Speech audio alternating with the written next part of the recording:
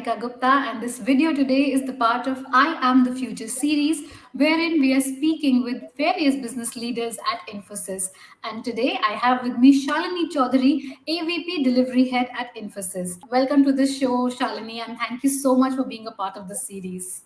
Thank you so much for having me, Varnika. I'm honored. Shalini, let's begin by knowing you a bit more. How would you describe yourselves? What are those top three or four adjectives that you will use to describe who Shalini is? It's a very interesting question, Varnika, and I want to answer that by telling you a little bit about myself and my story. So, 4 years back, when I decided to take a break from professional services, I gave myself 3 months and I said, let me figure out who Shalini is without an organization, without a role or a title. And I came up with two or three things, like you said. So I'm choosing three adjectives, or I would say characteristics, to describe me. The first one is curious. And even when I look back at my childhood, my mom used to tell me she's full of questions: why, when, where, what. So I've been a curious person and I still am. And I think that allows me to continuously learn. The second characteristic that comes to my mind is eager. And then what I mean by that is I'm in a class always the first one to put up her hand and say, oh, yeah, I will take this up. And I think at work, that's the similar thing. So if there is a challenging role, if there is a unknown responsibility, I am very eager to take it up. Sometimes maybe I'm an eager beaver. And the third thing is I'm gregarious. I love people. I love interacting with them. Growing up, I used to be the person hosting skits in my community, telling stories. I'm a storyteller. And even today, I love working with people and I aspire to be a good mentor, a good coach.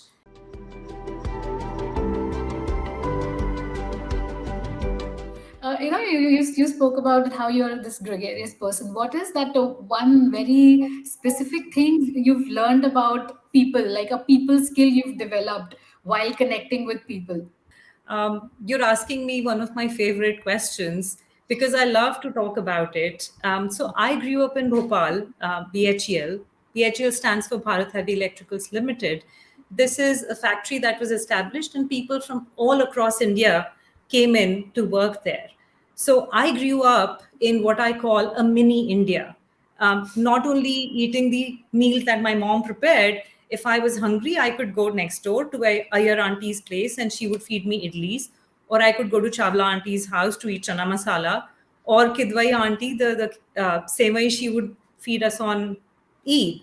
So I grew up with my neighbors speaking different languages, my neighbors dressing up differently, but all of us going to the same school, all of us playing the same games, all of us working towards that community. So I have always been curious to explore new things, to find out about new cultures, and always been very happy with the diversity around me. I think that has fueled my curiosity a little bit, or a lot, growing up in a mini India as I did.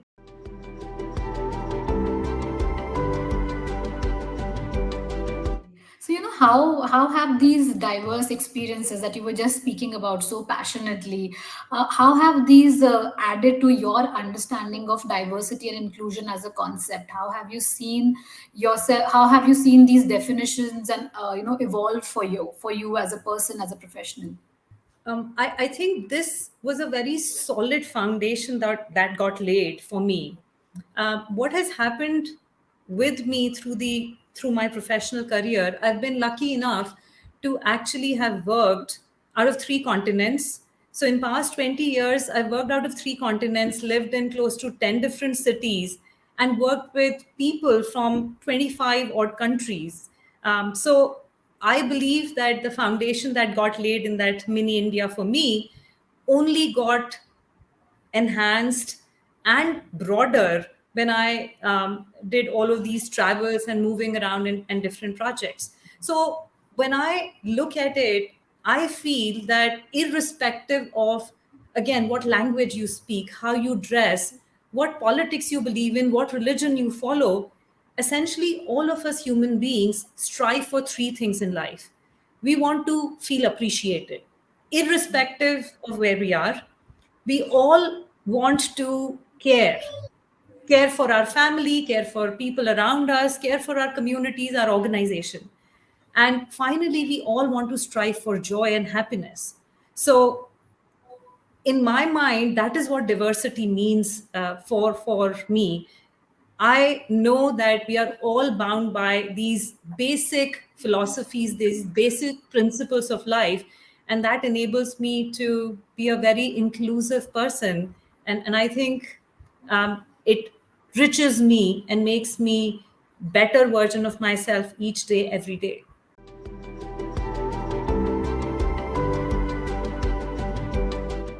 But while you were on this journey of understanding what inclusivity means for you, also, were there ever instances where you felt that you were underappreciated or were not given the same opportunities as probably someone else because of your gender, or maybe because of any other reason? Did you ever feel that, and and how did you tackle those situations back then?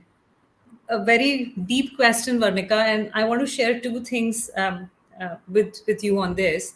One, when I was 19, I lost my dad. It was an accident. We weren't obviously assuming anything of that sort to happen, and I had just started my first year of engineering. So I think that was the first time in my life I faced a resistance on pursuing my dreams that frankly my dad and I had jointly put together for myself. I wanted to do something in computers, and he said, why don't you go do engineering and that will set you on the right path. Here I was with my younger sister and my mom who did not work, and people advising us how I should come back from my college and get married so that there is a man in the family. My mom, in spite of her grief, she put her foot down and said, nothing doing. If Shalini's dad wanted her to be an electronics engineer, that is what she will be. And my mom's sister said, don't worry about the money. We will figure it out. You go and take your exams. So I think that was my first instance where, because of being a woman, I thought I was being discriminated against. The second instance that comes to me is more professional. I had recently moved to US, and everybody around me were unmarried men who were, living in shared accommodations. I was the first girl to go there, and I used to live alone in one apartment, and I did not have a car, so I would ride with them. And I felt very left out in the conversations. And, they would make plans but not include me. And I understand today that it was probably because I was a single woman and they did not want any complications to happen. How did I overcome that? I think it was just time. A little bit later, people warmed up to me, they saw the work I was doing, and then it disappeared. But I do believe if I have a second chance, I would react differently to that situation. What I would do today, and I have done that effectively in many instances, is to have a conversation. So I have walked up to the team or the person and explicitly told them that you are not including me in. Could you switch your language from Spanish to English? I'm sorry, I don't understand Spanish. Or I know you are all planning for a river rafting trip, and I know you think it's dangerous, but guess what? I am absolutely fine to come for that river rafting trip. And actually, that was one of the instances. 7 boys and Shalini, we went for a river rafting trip. We had a whale of a time. And in fact, coming back, I was the one driving the big van because all the 7 boys wanted to sleep. And they were very happy that they took me on that trip. And I'm very happy I asked. So that's how I would do it differently. Just be explicit and ask.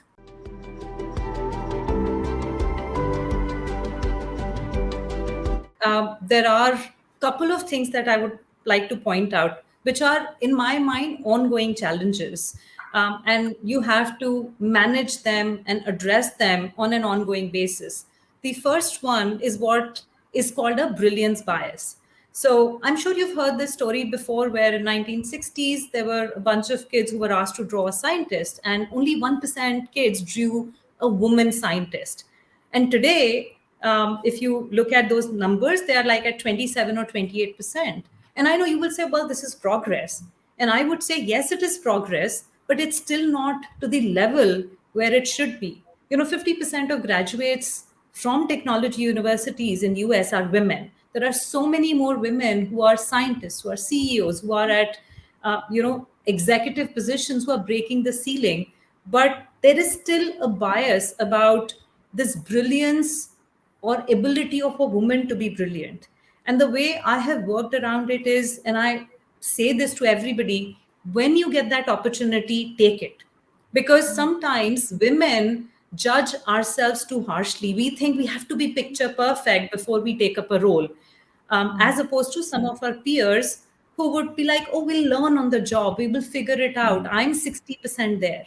So I tell myself, take up that opportunity. And second thing is, ask for help. You are not vulnerable, you are not a weak person when you ask for help. And I have this concept. I have managing directors of Shalini Inc., which include my husband, which include my parents, which include my friends and my team. And I ask for help. So if I have long calls in the day, I would go to my husband and say, sweetheart, we're having Maggie for dinner today. And he's like, absolutely, that's fine. And in one other instance, I would tell my mom that I love you and you're the most important person on this planet, but right now I need to go and take this trip with my team and invest in my team, so I can't come home. I continue to seek help from people around me, my friends. I take their advice. And frankly, I think respect for me in their eyes only increases because I ask for help and not the other way around. So I would say this to everybody, that make sure that you break the bias of being able to be brilliant, go for that opportunity and seek help. You are stronger because you ask for help and not vulnerable.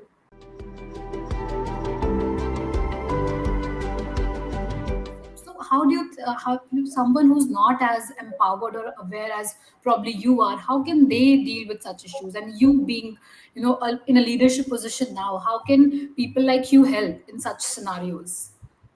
So I would say two or three things to that, Varnika. One, and I've done it myself, so I know it works. Define your own success. Don't let anybody else tell you that success means that next promotion or that salary hike or that next opportunity. Define your own success. What I sometimes do is sort of draw a pie chart of my happiness, and my professional success is a part of it. My ability to invest in myself, so go for an evening walk, is a part of it. My ability to learn something that I'm passionate about outside of work, like history, is a part of it. Or my contribution to teaching rural children, I find time for it. So my pie chart of happiness, and hence my definition of success, does not belong only in that one category. So my advice would be, define your own success. Your biggest competition is you. Strive to be a better version of yourself. And the second thing I would say is that feed your strengths. Because very often, what we start doing is recognizing or identifying the gaps that we have, and we start investing a whole lot of effort in filling that gap. It takes a whole lot of energy. Instead, if you recognize what you're good at and fed that strength, you can be a better version of yourself. I'll tell you a little story on how I put that into practice. In 2015, my team and I, we were working on creating this new innovative method of working. And at that point in time, everybody was experimenting with artificial intelligence. And I did not learn that in school. I did not do a course in AI in college. So I was a little apprehensive, but I knew that I'm curious. I knew that I can learn. So I invested in myself and I said, I'm going to learn. And, often for about 6 months, when my husband and I, we would go out for dinner. And if you looked at us, you would think we are doing this intimate conversation over a candlelight. He was actually teaching me little things about deep learning and machine learning and difference between testing data and a training data. And I did a Coursera course. I did courses that were available in the organization. And I learned machine learning. I understood the concepts of AI. And the proof in the pudding was when, as part of a Innovator Award ceremony, I and my team, we got the Innovator Award, a monetary award that, of course, we all shared, but it's the recognition that counted. Something that I learned on my own, something that I learned along with my team was appreciated by the CEO of Accenture, and we got the Innovator Award. So define your own success and feed your strengths is what I would say. Sure. And I think that pie chart of happiness, that is a very big takeaway from this interview, at least for me. I will make that as soon as this interview ends, and I'll see where do I stand. Those are very valuable insights, Shalini. So, Shalini, tell us about how did you decide to join Infosys? What were the things that you were looking for in your next role when you decided that, Infosys would be the right platform for you and your skills? That's a very good question, and I'd love to answer that, Varnika, because my story is very interesting. I have rejoined Infosys 18 months back. And I say rejoined because my first professional services in IT industry job was Infosys. And the way it came about, there are two little stories. So when I was in eighth grade, our school set up a computer lab. We had never seen computers. We did not know what that meant. And we had a computer teacher, and he came and taught us about algorithms. And the first algorithm he made us write was making a cup of tea. And everybody wrote that algorithm. And this is the time when tea bags were introduced. So I decided to be this, creative person. And instead of making my tea like regular tea, where you put water and you put the tea leaves and milk, I said we will make a tea with a tea bag. And I got 10 out of 10 on that assignment. And my teacher wrote excellent for me. So I came home. I told my parents, that's it. I think I am going into IT industry, or at that point in time, I think I said I want to do something with computers. So when I finished my engineering and I came back home, one day my sister called me and she said, Didi, there is this big ad in the newspaper, some company called Info something, and it is to do with computers. Remember your algorithm of tea making? Do you want to go and apply? And I said, yes. And I applied and I got that job. So Infosys has been my foundation. Infosys is where I learned how to apply myself. And it was my dream job, and made everything come true. So that was my first stint at Infosys. And then I did a lot of projects, and I wanted to take a break. And I wanted to spend my time with my mom because I, like I told you before, when I lost my dad, I had promised my mom that I'll come stay with her for some time. So having worked for about 10 years, I left Infosys, wanted to take a break. But as luck would have it, Accenture pulled me in. And I worked with Accenture for 12 years. And then I took my second break, which is what I was telling you about, the whole self discovery. And when I was coming out of that, I said, where do I want to go? And I remember that when I was leaving Infosys, I had told my manager that one of these days I'm going to come back. I'm going to figure out how the rest of the world functions, and then I will come back and implement all of my learning at Infosys. My first professional services organization came to my rescue. They said, come along, we will figure something out. And I joined Infosys. And in the last 18 months, it's been a superbly engaging and exciting journey. I lead business strategy. I am responsible for innovation, for growing our consulting practice, and doing all the good things that we do here in my unit.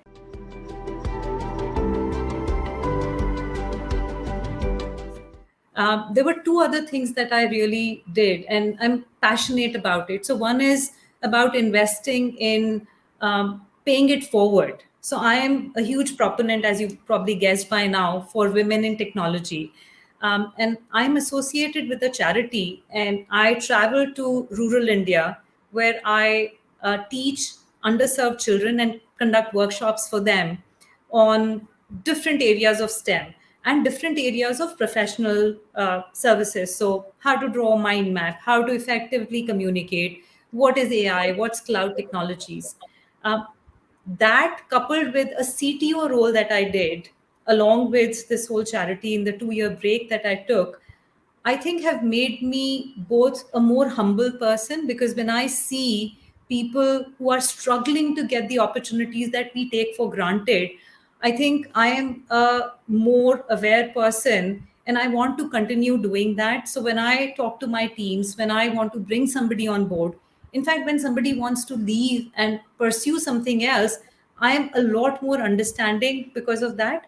And the CTO role that I did gave me a very good purview of end to end business and the underlying technologies and exploring new things. So I think now that I'm responsible for innovation, I bring all of that learning in here and say, why don't we explore that? Why don't we check this out? So it's a continuous learning thing, but I think those two experiences are so close to my heart, and I truly think that they are helping me do better at Infosys than I would have if I had just joined Infosys right after I took that decision in 2018 to do that self exploration.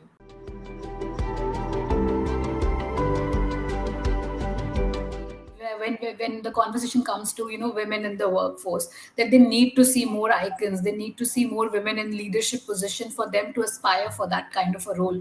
How do you think, as an industry, as an ecosystem, we can do better in that aspect? I'm very glad that today this is front and center of a conversation in pretty much every industry. And I think the onus lies on, I would say, two sets of people, if I can call it that. One, I think the onus fair and square lies with women like us who have been given the opportunity, who've been lucky and had these different experiences to ensure that we mentor women, we nudge them. I literally push women in my team to walk through that door when that opportunity opens up for them. Just 6 months back, I requested a woman to take up a role, and she said, "No, this is on my personal development plan for 2023." And I said, "No, you're ready today." She said, "No, no, no, I'm not ready." I said, "I'll back you up." And then she took that role and she's doing marvelously well. So I think one responsibility lies on women like us to promote other women. I do a lot of mentoring within Infosys and outside of Infosys. And the idea is you have to be a mentor, but you also have to be a sponsor. And what I mean by that is a mentor can advise you on what to do, a sponsor can actually build your brand. So I like to think of myself also as a sponsor, and I go and speak out about the women in my team who are doing well, because sometimes they are hesitant to do that. So that's one set of people. I think the other set of people that I would say, and this was one of the Women's Day theme, which was each for equal, right? I want men who are uh, experts, who are experienced, and who have the right intentions also be a loud voice, a sponsor, a mentor for women in their teams. Sure, that's really beautiful, and I really wish that your pie of happiness is always high and overflowing with happiness. Thank you so much, Shalini, for sharing these wonderful insights with us. I'm sure everyone who's watching will learn so much from this interview. Thank you once again, and all of you who tuned in for this interview today. Please stay tuned. We have more such interviews lined up with with women leaders like Shalini. So please stay tuned and keep watching your story. Thank you so much for having me, Parnika. It was a pleasure talking to you.